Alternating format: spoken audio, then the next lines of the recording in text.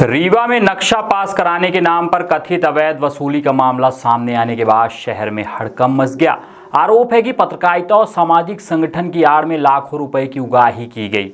मामला रीवा कलेक्ट्रेट कार्यालय से जुड़ा बताया जा रहा है, जहां महादेव पंजीयन नाम से संचालित एक दुकान और उससे जुड़े लोगों की भूमिका पर गंभीर सवाल उठ रहे हैं। आरोपों के केंद्र में कमलेश तिवारी नामक व्यक्ति हैं, जो स्वयं को परशुराम सेवा संघ और इंडियन न्यूज से जुड़ा बताते हैं।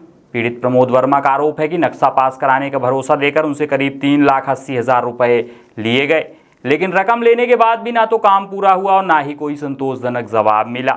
सूत्रों की माने तो इस पूरे मामले में कलेक्ट्रेट से जुड़े एक इंजीनियर की भूमिका पर भी सवाल उठ रहे हैं। हालांकि अभी तक प्रशासन की ओर से कोई आधिकारिक पुष्टि नहीं हुई है, लेकिन मामला सामने आने के बाद चर्चाओं का बाजार गर्म हो गया है। सबसे बड़ा सवाल यह है कि आखिर आम जनता कब तक सिस्टम और बिचौलियों के बीच पिसती रहेगी।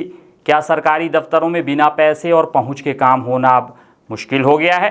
अगर आरोप सही साबित होते हैं तो यह सिर्फ आर्थिक ठगी का मामला नहीं होगा, बल्कि पत्रकारिता और सामाजिक संगठनों की साख पर भी बड़ा दाग माना जाएगा। क्योंकि समाज सेवा और पत्रकारिता जैसे जिम्मेदार मंचों का इस्तेमाल अगर वसूली और दबाव बनाने के लिए होने लगे तो जनता का भरोसा पूरी व्यवस्था से उठ जाएगा।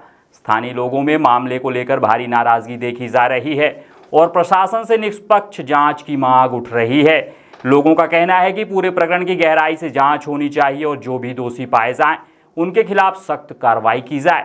अब देखना होगा कि जिला प्रशासन इस गंभीर आरोप को कितनी गंभीरता से लेता है और क्या आम जनता को न्याय मिल पाता है या फिर यह मामला भी फाइलों में दबकर वहीं से कराते थे। अच्छा, तो अच्छे संबंध बन गए थे, विश्वास पात्र व्यक्ति थे जी। अब बीच में ये धोखा दे जाएंगे ये हमको नहीं पता था। नहीं तो आपने जिस काम के लिए इनको पैसा दिया था, तो अब उस काम को लेकर ये क्या बोल रहे हैं?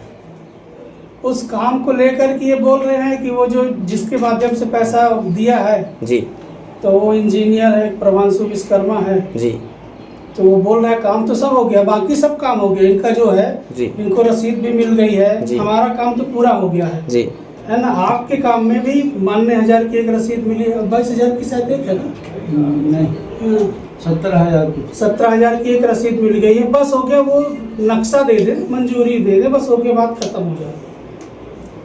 तो उसके लिए क्या बोल रहे हैं वो क्यों नहीं दे रहे? वो इंजीनियर बोल रहा है कि 30,000 रुपए हमको अभी और चाहिए, 30,000 दे दीजिए तो काम हो जाए। अच्छा, नगर निगम इंजीनियर 30,000 रुपए की मांग कर रहे हैं? हाँ, वो मांग रहे हैं, बोले 30,000 और दे दीजिए हमको तो हम आपका पेपर दे देंगे। पेपर मेरे पास बना रखा है। अच्छा, तो आपने उनसे पूछा कि इंजीनियर साहब का नाम क्या है? हम खुद ही जाके मिल लेते हैं इंजीनियर साहब से।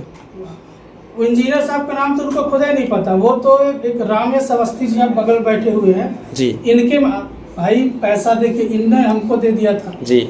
हमने कमलेश पैसा दिए, हम जो सारा पैसा उठा करके जो है कमलेश तिवारी जी को दे दिए।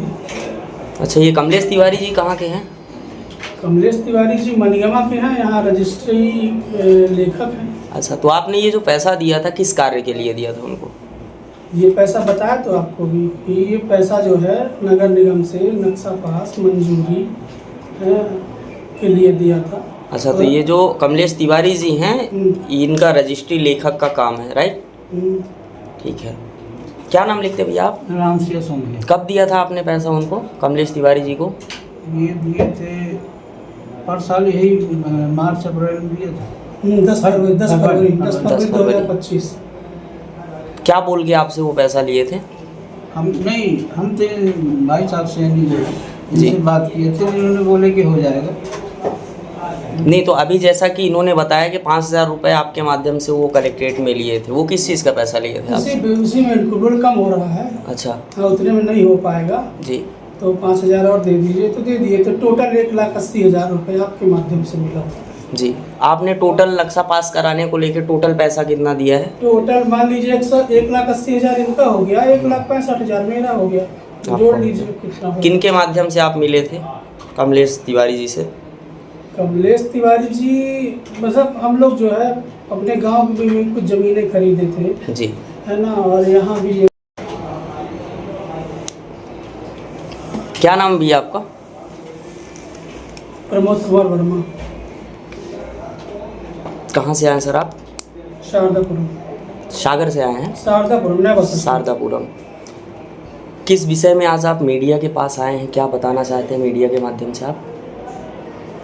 आप हमारे बहुत पुराने व्यवहारी हैं। जी हम दोनों का जो है जी नगर निगम से नक्शा पास करना था, मंजूरी लेनी थी। जी तो कमलेश तिवारी नाम के एक व्यक्ति हैं, जी तो उनसे चर्चा किए क्योंकि वो हमारे कई साल से हमारे अच्छे परिचित में है, विश्वास पात्र हैं। जी तो उनसे चर्चा किए तो बोले हो जाएगा जी। काम।